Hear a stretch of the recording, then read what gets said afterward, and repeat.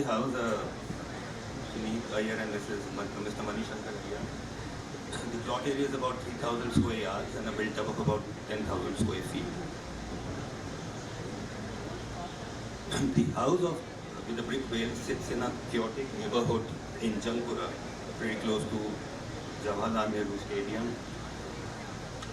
It is part of any typical colony of Delhi where the utilization of maximum built-up area and the new builder typology has taken over, and it's kind of taken away from the charm of the old Delhi low-density neighborhoods. This is built for a retired couple who were looking for a calm space with this chaotic neighborhood. Like any typical multi-dwelling unit typology, it has a stilted parking. It's got lower 2 floor for their daughters, and the upper 2 floor is a duplex for the retired couple. The rooftop is a terrace garden. The house with the brick wall seeks to negotiate a fine line between the privacy which the clients need and the connection to the neighborhood, which is pretty congested and chaotic. It is also an attempt to explore the multi-dwelling unit, middle class typology, how on tight site constraints, like we can still infuse openness and connection to nature as much as possible. That's the site context. The main road is the southeast face, where the arrow is a noisy road. A lot of traffic is passing by, and even the secondary feeder roads have no real views. That's to place it in the context. So we map the possible views from the sides, and all we could look at is the backside of the other houses, which are pretty much the service yards or the, like something not you really like to look at. And there were few scattered trees around. We did a light study to see where the winter sun can be brought in this very tight footprint that's to any project.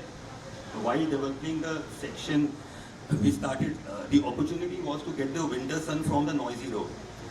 So the complexity increased when we had to look at buffering the house from the noise and the pollution, so as to say, yet giving them the connection to the light and ventilation.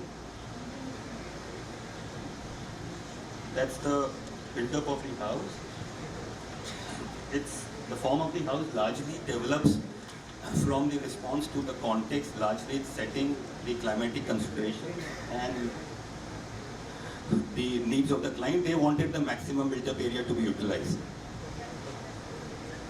So after creating the build-up of the house, we thought of wrapping a skin, like a veil around the house and wrap around the building. It kind of becomes, it creates little intimate courtyards which buffers from the road to the living spaces, and in a way becomes a buffer between the house and the city.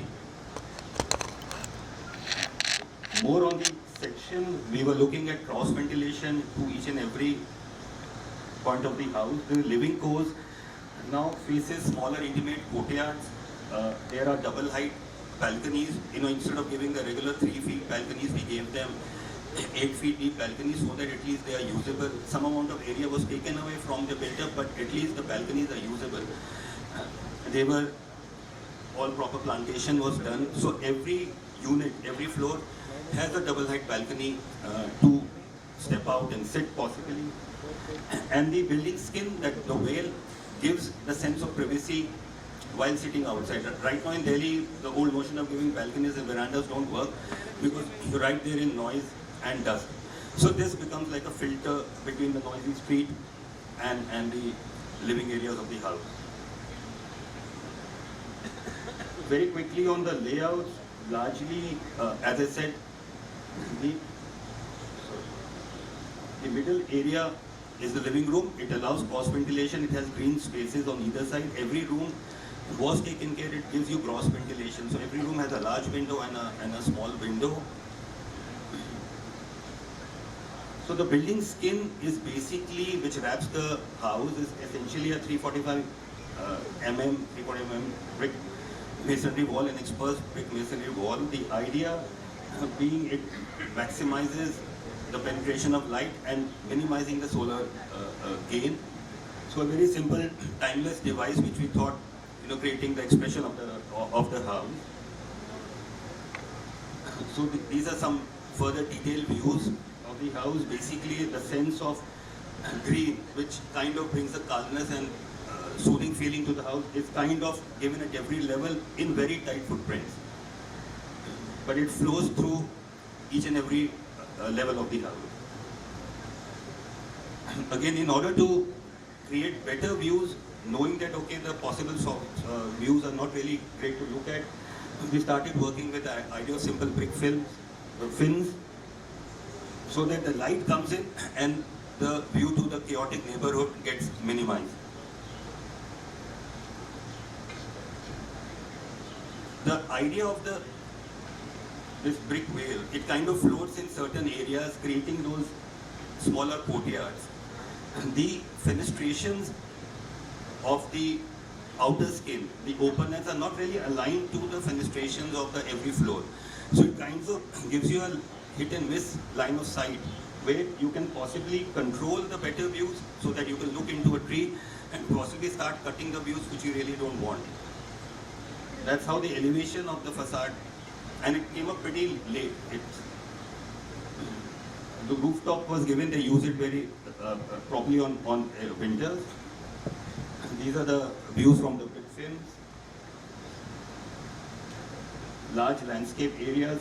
So again, each and every corner of the house is infused with these small little gardens floating in the sky. And small details, we did RCC. Thank you.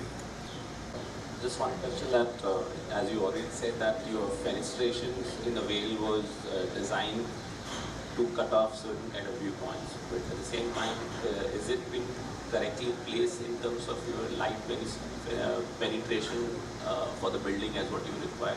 Or it was basically kind of guided by the frame views? Largely guided by the frame views, and the maximum number of open frames are towards the south side, yet allowing the winter sun which we need. So it's a mix of some climatic consideration and the kind of views, framing the views to the sky or to a particular tree.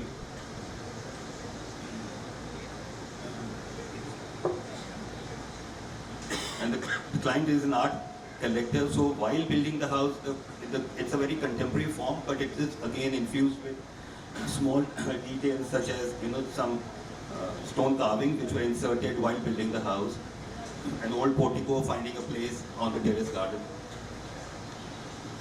The floors are the materials are which ages well, exposed concrete ceiling, red oxide floors, MS wherever required. So the whole palette was kept very light for the client to bring in their own furniture. Is there anything different about the Vale at the ground floor, at the street level, and then at higher levels? At the lower level is stilted parking. So you don't get onto the lower floor at all? No, this Vale starts from so there are 4 floors above the stilted So parking. then on the first floor, where you said there's a courtyard running between the Vale and the building, Yeah. how's the Vale facade articulated? What does that mean differently? Because at that point, presumably you can get close to the Vale and you can look down to the street and you can make a connection. So as you can see the section, when you look down, we actually introduce another garden and a sunken courtyard in the basement. So even for the lowermost, you can't really see the street in this. Thank you.